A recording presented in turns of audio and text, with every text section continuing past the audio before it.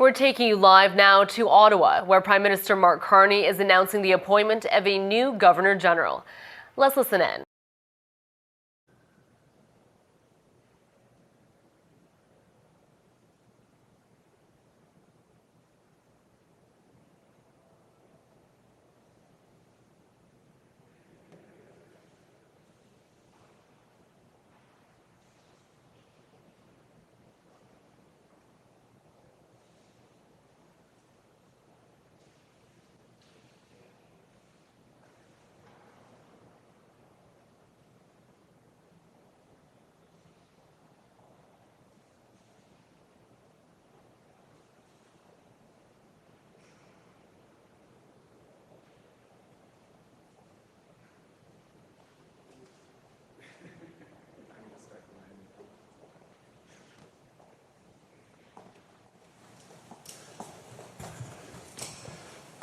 Okay. Good morning, everyone. Bonjour tout le monde. Nous sommes réunis ici sur le territoire traditionnel non cédé de la nation algonquine Anishinaabe. Et cette reconnaissance du territoire témoigne de l'histoire commune des habitants de ce pays. Puissions-nous poursuivre sur la voie de la vérité et de la réconciliation ensemble, par nos gestes autant que nos paroles. It's appropriate that we're gathering this morning at the National Gallery of Canada. A few blocks away from here, at the then Clarendon Hotel, 146 years ago, the first exhibition was held of the Canadian Academy of the Arts. That academy was the dream of the then Governor-General, the Marquess of Lorne, and his wife, Her Royal Highness Princess Louise. They believed that a young confederation needed institutions through which it could see itself and through which it could be seen by the world. 388 works hung in the Clarendon that evening, and those works would become the seeds of this gallery, which today holds more than 17,000 works of Canadian, Indigenous, and global art. Canada was built on the foundations of three peoples: Indigenous, French, and British. Indigenous peoples mapped this continent, sustained its lands and waters, and built trading networks from coast to coast to coast for thousands of years before any European arrival. The French built a society shaped by river and forest, by partnership with Indigenous nations, and by a determination to flourish in a new world. When the British came, that civilization did not disappear. It suffered, but endured, and in time it grew into the federation that we know today. Let's be clear. That founding was imperfect. It excluded too many. It was built in part on the dispossession and broken promises to Indigenous peoples. But that founding contained an insight that has carried us forward. That unity does not require uniformity. That our differences are a strength to be nurtured, not a risk to be managed. That insight has been sustained and then reinforced, generation after generation, by our institutions: Parliament, the courts, the Crown, the treaties, the Charter, the public service, a free press. Grâce à ces institutions, qu'un pays aussi vaste et diversifié que le nôtre parvient non seulement à rester uni, mais aussi à prospérer. Dans un monde plus dangereux, plus divisé et moins civilisé, les institutions sont plus importantes que jamais. A year ago, His Majesty King Charles opened our Parliament with a speech from the throne, the first time in nearly 70 years that Canada's sovereign had done so in person. The Crown is a continuous thread through our constitutional life. It is, as His Majesty himself said, a symbol of Canada in all her richness and dynamism. And the Governor-General is the Crown's representative in Canada, Commander-in-Chief of the Canadian Armed Forces, steward of our traditions of peace, order, and good government. And above all, the Governor General is the guardian of our constitutional order. The most demanding part of that role is rarely seen. It's the duty to ensure that government in Canada is formed, sustained, and, when the time comes, dismissed in accordance with law and convention. It's a duty that calls for sound judgment, deep learning, and an unwavering commitment to the rule of law. That is the office. And it is the office to which I have asked His Majesty to appoint a Canadian whose entire life has been dedicated to that very principle. I'm very pleased to announce that on my recommendation, His Majesty has approved the appointment of the Honourable Louise Arbour as the 31st Governor-General of Canada. Née à Montréal, Louise Arbour a fait ses études à l'Université de Montréal. Elle a été admise au barreau du Québec en 1971 et au barreau de l'Ontario en 1977. Elle a commencé sa carrière comme chercheuse à Osgoode Hall et comme ardente défenseur des libertés civiles dans notre pays. In 1987, Louise Arbour was appointed to the Supreme Court of Ontario, as it was then known. In 1990, she was appointed to the Court of Appeal for Ontario. In 1999, she was appointed to the Supreme Court of Canada. One of Canada's most demanding judicial careers, more than enough for one lifetime. That career would serve only as the foundation for what came next. Because her most consequential work as a jurist was beyond the Canadian courtroom. In 1996, Louise Arbour was appointed by the United Nations Security Council as Chief Prosecutor of the International Criminal Tribunals for the former Yugoslavia and for Rwanda, the first international criminal tribunals since Nuremberg. She inherited two institutions that many believed could not succeed. She made them succeed. Under her leadership, the tribunals secured the first conviction for genocide since the adoption of the Genocide Convention in 1948. The Akayesu judgment, which also established for the first time that sexual violence can constitute a weapon of genocide and a crime against humanity. And in 1999, in the middle of a war, she signed the indictment of a sitting head of state, Slobodan Milosevic, for crimes against humanity and violations of the laws of war, something that had never been done before. Un nouveau précédent pour la justice sans crainte ni favoritisme. Il ne s'agit pas là de prouesses techniques. Ces réalisations constituent le fondement de principes modernes, selon lesquels aucune personne, aussi puissante soit-elle, et aucun État, aussi bien protégé soit-il, ne se trouve hors de la portée de la loi. That proposition is the foundation of Canadian citizenship. We're a country whose civic identity is grounded in the universality of rights, that what is owed to one of us is owed to all of us.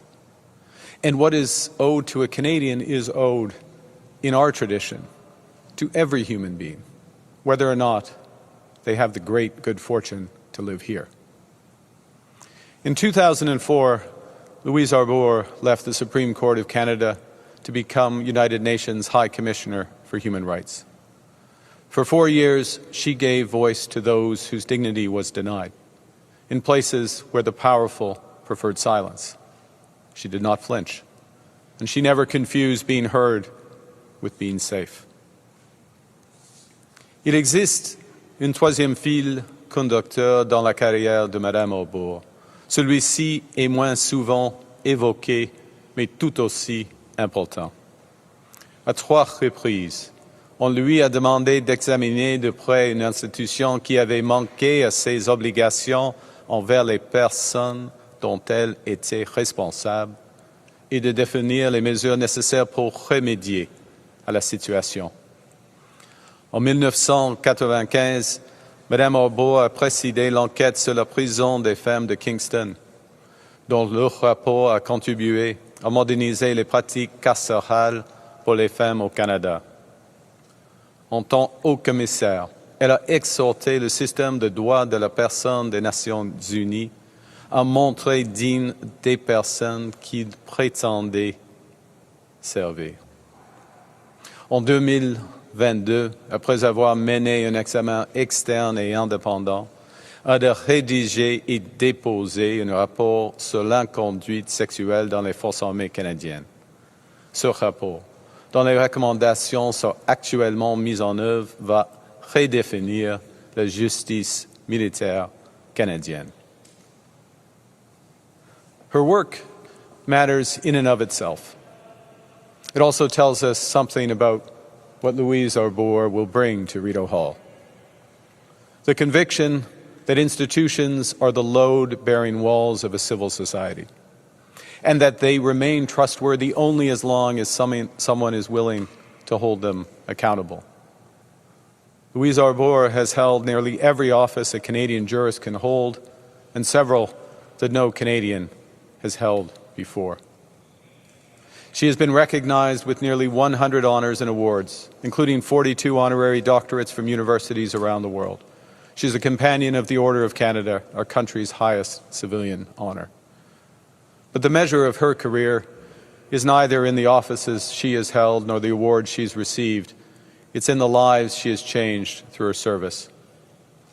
Survivors of genocide who saw justice in their lifetimes. Women in prisons in Canada whose conditions were improved because she said what no one else would say. Members of our armed forces who can serve today with greater dignity because of the report that she wrote. Des millions de personnes dont les droits sont mieux protégés parce que quelque part, une institution que Louise Arbour a contribué à bâtir a effectué son travail.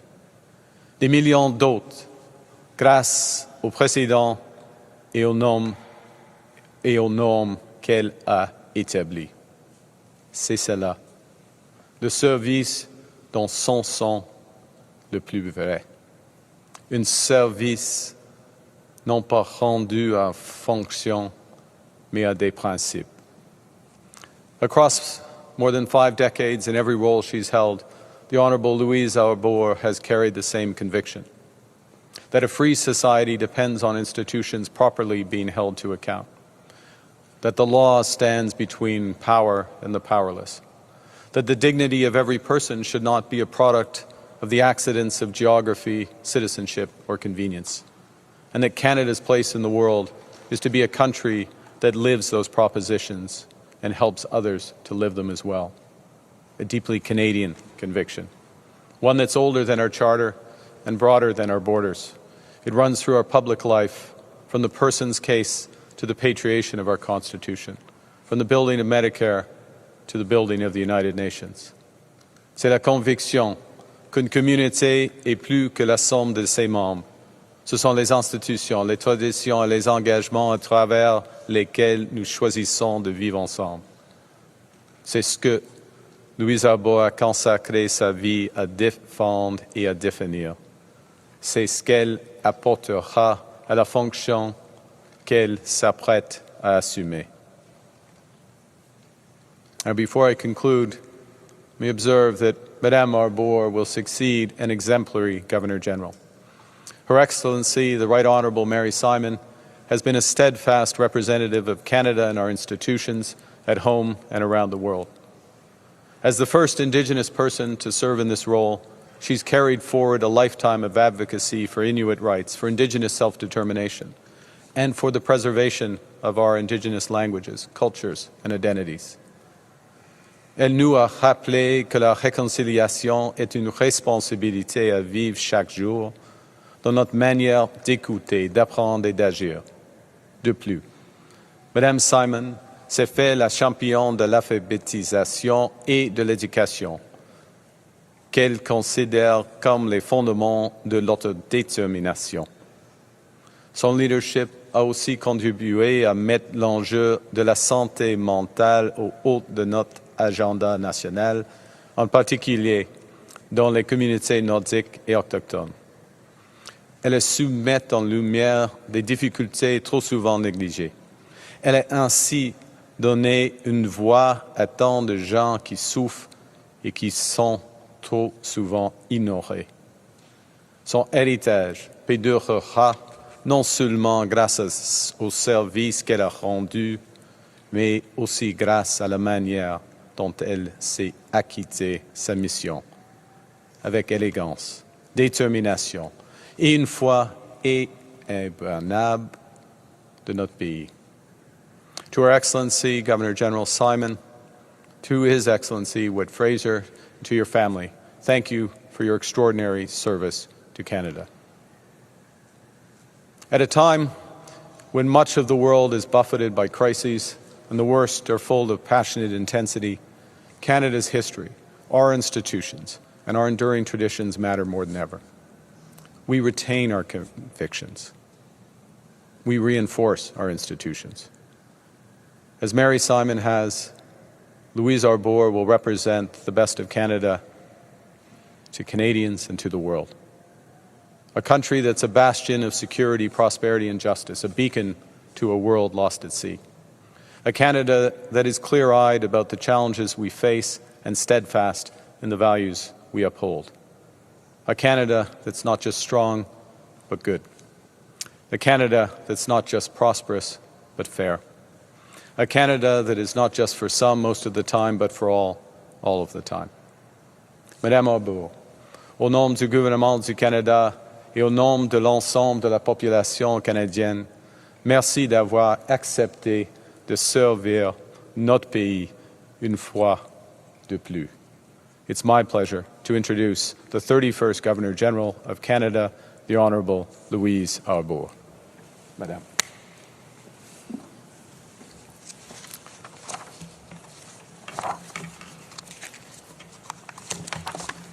Bonjour à tous et à toutes. Et Monsieur le Premier ministre, permettez-moi tout d'abord de vous remercier pour cette présentation très élogieuse à mon égard et surtout pour la confiance que vous m'accordez. Je tiens à exprimer ma gratitude à Sa Majesté le Roi pour cet honneur et pour l'occasion qui m'est donnée de servir le Canada à ce titre. Et je souhaite également souligner l'apport extraordinaire de Mary Simon, qui a servi notre pays avec un dévouement indéfectible. Elle a représenté les Canadiennes et les Canadiens avec dignité et compassion. Canada is a wonderful country, shaped by its diversity of people, of perspectives and experiences, but I think shaped also mostly by a common respect for strong public institutions and for the rule of law. Above all, we all strive to provide for each other in a spirit of equality and generosity. I'm very mindful of the legacy that I'm stepping into. J'accepte ces responsabilités avec un sens profond du devoir, à un moment où les Canadiennes et les Canadiens sont confrontés à la complexité et au changement.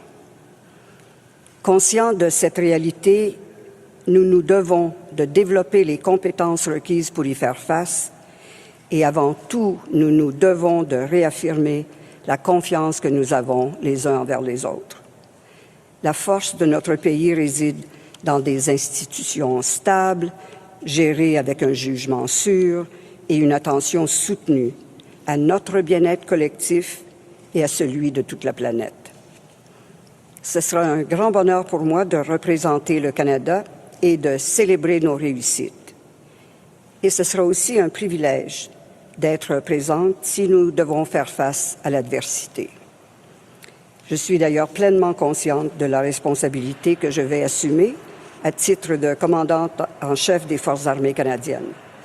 J'ai beaucoup de respect pour le service et le professionnalisme des femmes et des hommes en uniforme, et ce sera un immense honneur pour moi de me retrouver parmi eux. Like them, I will strive to serve with honor, dedication, and integrity. Merci beaucoup. Merci beaucoup. Alors, on est prêts, nous deux, pour vos questions. Thank you. We'll now turn to questions. Première question, Ashley Burke. Good morning, Madame Arbour. Prime Minister Ashley Burke, CBC News. There's an expense program for former governors generals that allows them to claim up more than $200,000 a year, and that's on top of their expenses. And the reimbursements last year totaled more than $550,000. A Privy Council report in 2019 said there wasn't enough transparency around this, that Canadians should know exactly how that money is being spent and by who, and it called for more transparent public reporting. Do you think this program should continue? And if so, will you commit to ensuring that there is more, the details about how this money is spent and by who will be made public? Well, thank you very much for that question. I'm not familiar with the details that you're quoting. I'll look into it, ensure that, as you say, that there's adequate transparency around the expenses. I'll just observe that the Governor Generals have served our country with distinction, and in the cases in their post time after being Governor General, continue to serve Canadians through their charitable and other foundation activities, for which I'm personally grateful, and I think all Canadians are as well. Thank you. Do you think that the details of that should be public? And to both of you, what is the Governor General's role right now, do you think, in promoting national unity at a time when it looks like there could be a referendum on separation in Alberta, and as well a party that wants one in Quebec could return to power?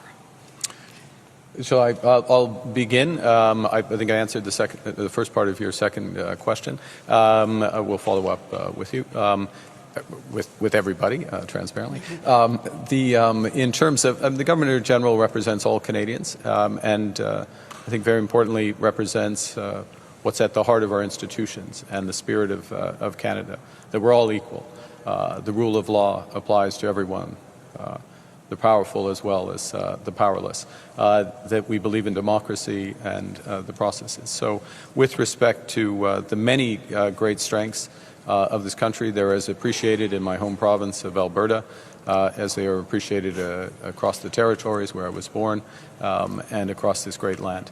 And the Governor General's role is institutional in the sense of very clear constitutional responsibilities that are called into need from time to time, but also to represent Canada at home, best of Canada to Canadians and abroad. Next question. I can only echo first the constitutional role of the Governor General, which I think is a very important part of the function. But beyond that, I think there is a space for the Governor General to be conducive of Canadian dialogue with respect to diverse. I've mentioned the diversity of our people, diversity of views, of opinions, of experiences, but all that, I think, in a spirit of respect and moving the country forward in an ambitious, united way. Next question, Laurence. Oui, bonjour, Laurence Martin de Radio-Canada. C'est une question pour vous deux. Donc, Madame Arbour, vous êtes francophone. Votre prédécesseur ne parlait pas français. Est-ce que vous pensez que c'était une erreur de la part de M. Trudeau de nommer une gouverneure générale qui, oui, était bilingue, mais qui ne parlait pas français, pour vous deux? Je peux commencer. Je crois que c'est un bon choix. C'est un bon choix d'avoir l'occasion d'avoir Mme Arbour comme gouverneur général, le 31e gouverneur général. Oui, c'est important d'avoir le bilinguisme au sein du gouvernement, toutes les institutions du gouvernement du Canada.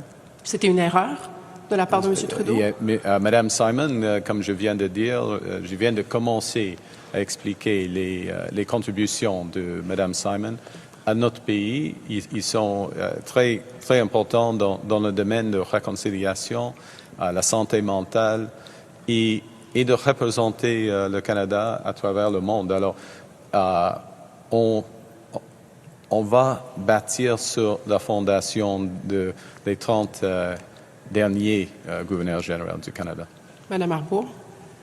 J'ai déjà mentionné d'abord que j'ai beaucoup de respect pour toutes les personnes qui m'ont précédé dans ce poste. J'ai beaucoup de respect et beaucoup d'admiration pour le travail que Mme Simon a fait.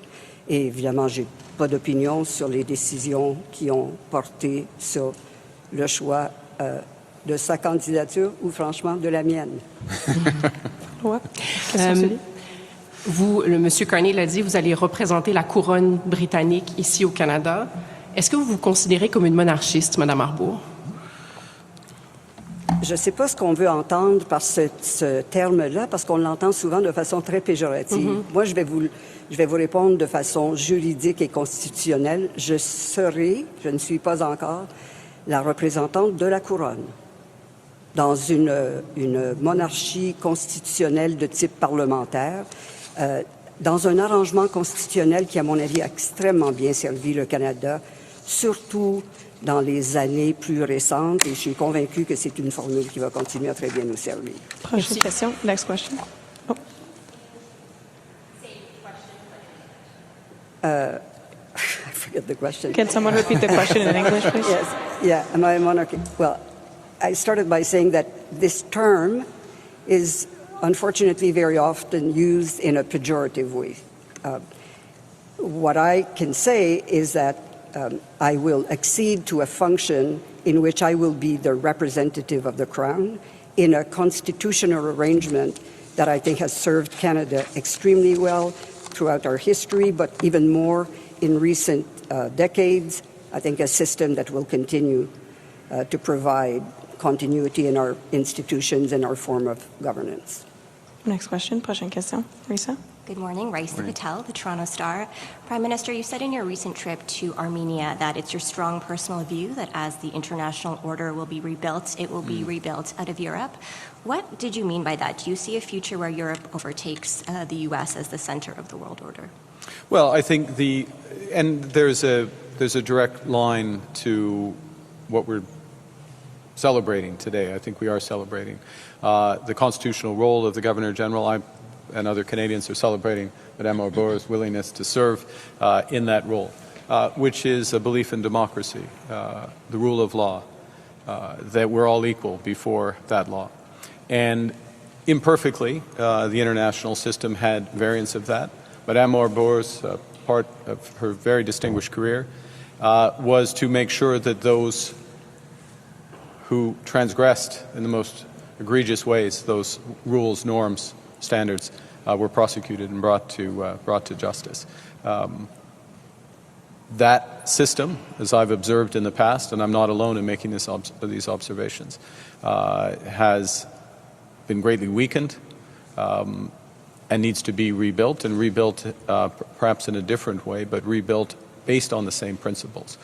And Canada, the European Union, the United Kingdom, Australia, other countries share very firm convictions with those principles, and we will work together to rebuild. And obviously there's a critical mass in Europe of countries, 27 members of the European Union, but then a broader grouping that you saw in that meeting in Armenia, over 50 countries that have some form of association with Europe and either fully support or are moving towards those principles. So that's what I meant by those comments, and I stand by them. Follow-up. Alberta separatists say they have more than 300,000 signatures to potentially trigger a referendum vote. What will you do to stop that referendum from winning? Well, there's a couple of things. One is there's, again, keeping with the discussion today, there's the rule of law, there's the Clarity Act, which has been opined upon by the Supreme Court.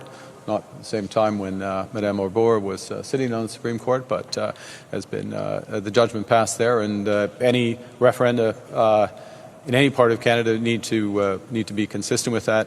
As you know as well, there's a judicial challenge separately but relatedly by Indigenous nations in Alberta regarding the question. So those processes have to be followed through. But if you bring it into, so I'm observing that because of the solemnity of the moment that we're observing today and celebrating today.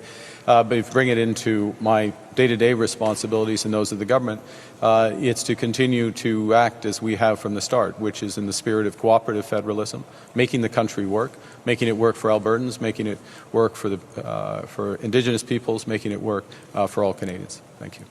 Next question, prochaine question. Bonjour, ici Raphaël Pirot du Journal de Québec. Question pour vous deux.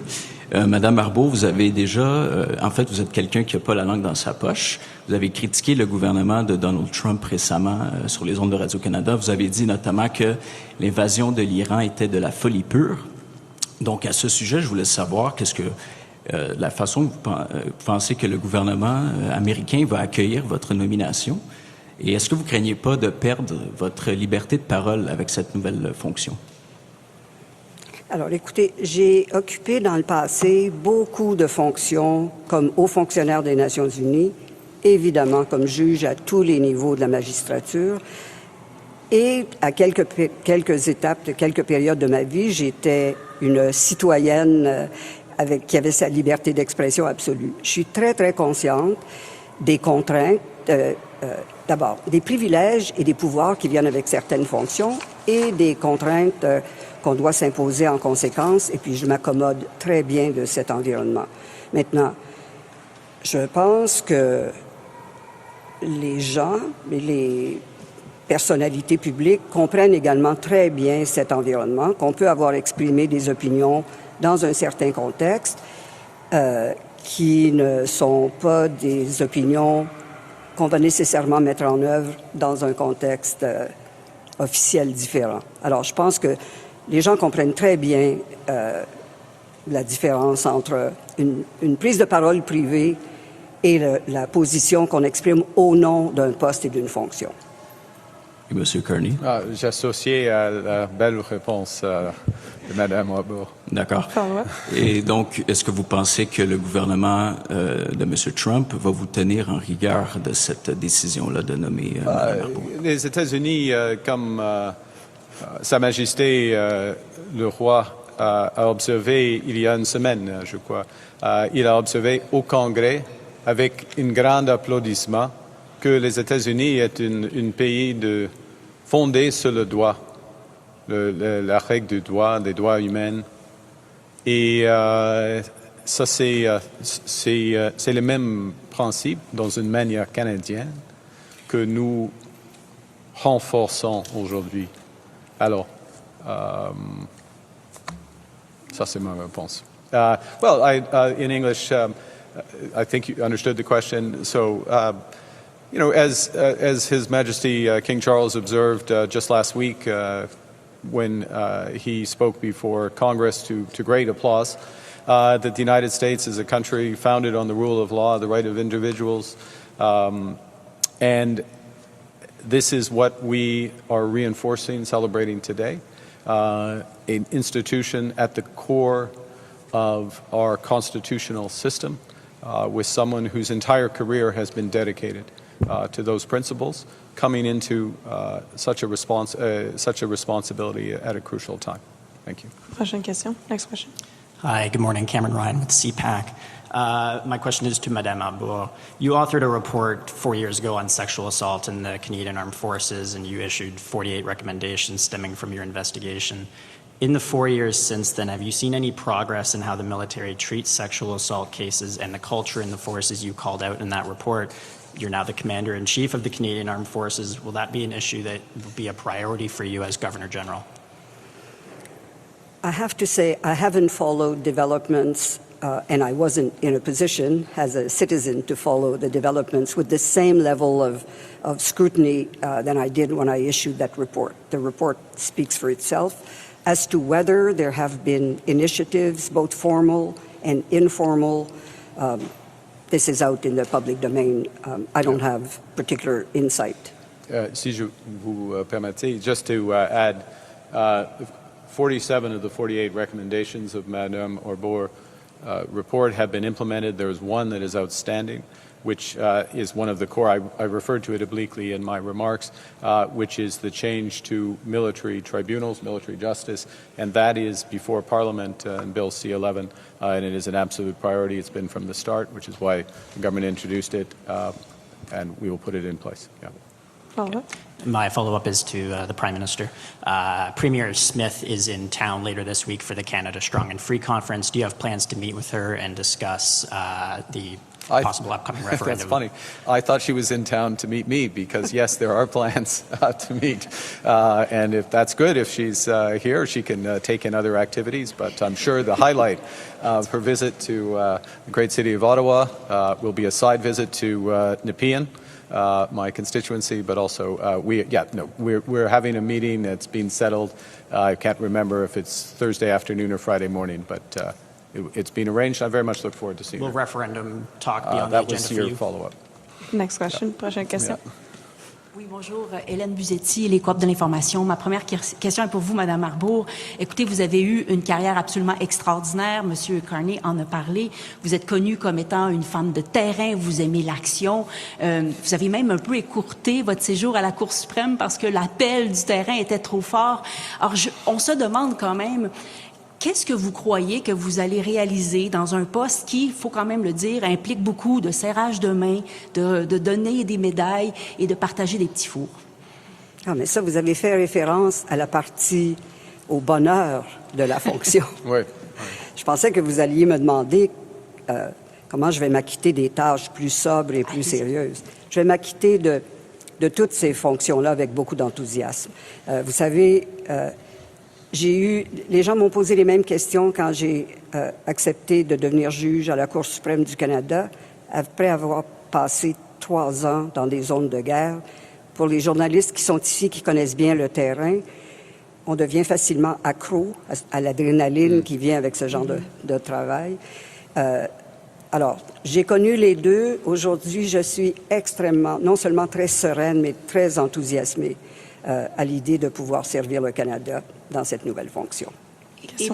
Ma suivie, ça serait un peu la même question pour vous, Monsieur Carney. Oui. Vous avez parlé de ce profil professionnel extraordinaire. Que voyez-vous dans ce profil qui servira la cause du gouverneur général? Est-ce que vous voyez une mission particulière pour Mme Arbour dans cette fonction? Merci, Mme Buzetti, pour votre question. C'est une question très importante, mais c'est difficile de dire, c'est pas approprié, selon moi, de dire une mission particulière, parce que pendant un mandat d'un gouverneur général, il y a divers aspects